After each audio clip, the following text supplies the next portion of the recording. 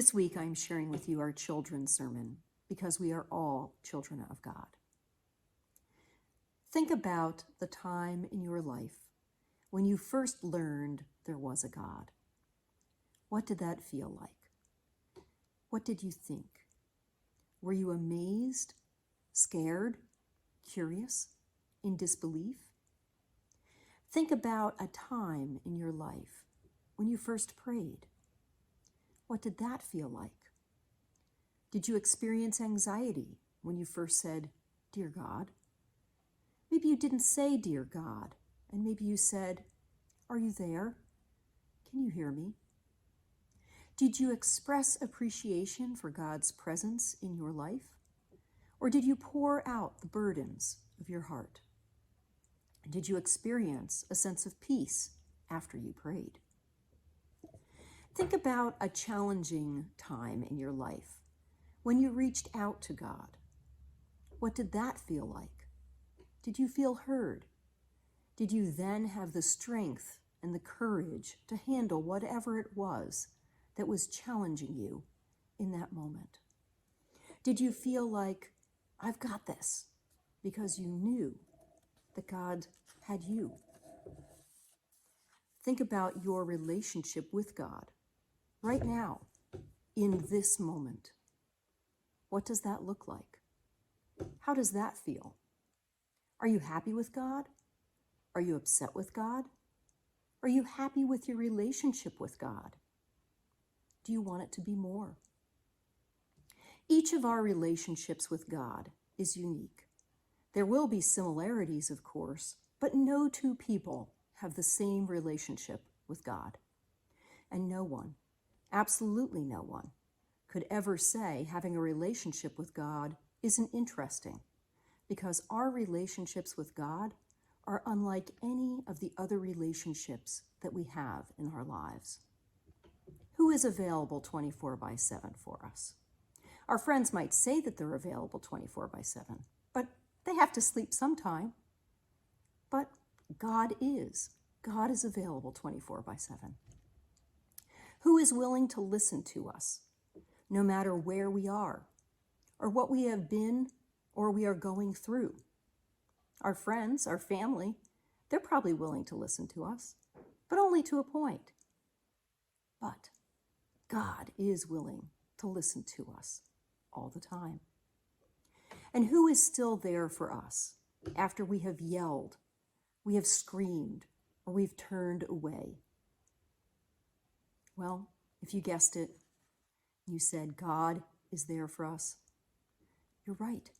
God is there for us all of the time, when we yell, when we scream, when we turn away, with love and mercy, faithful and steadfast.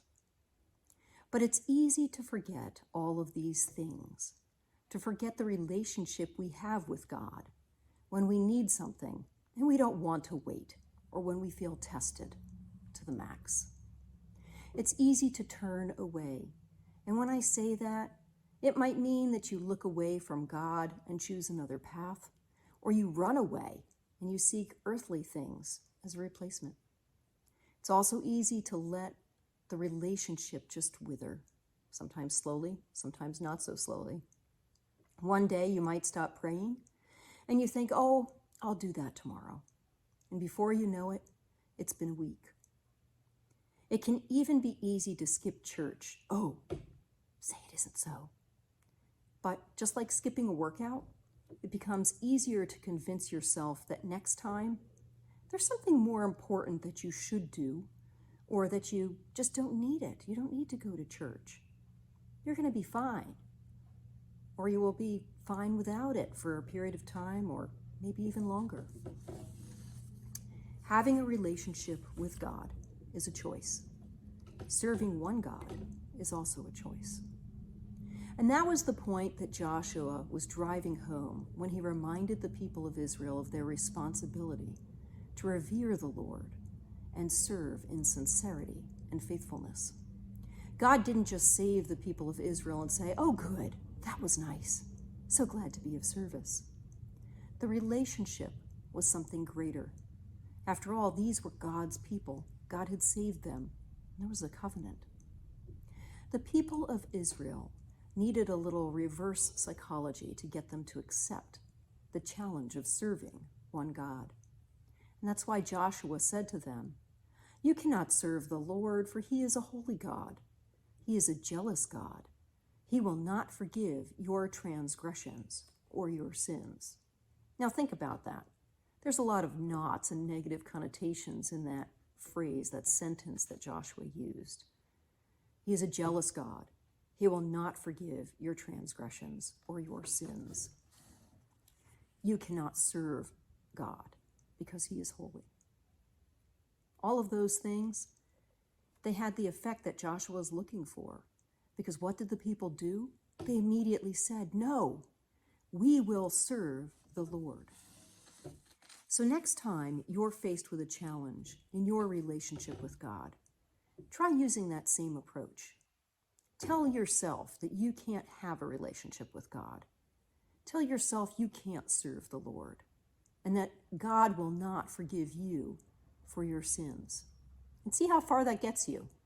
Because I bet if you try to do that, that reverse psychology is going to work with you too.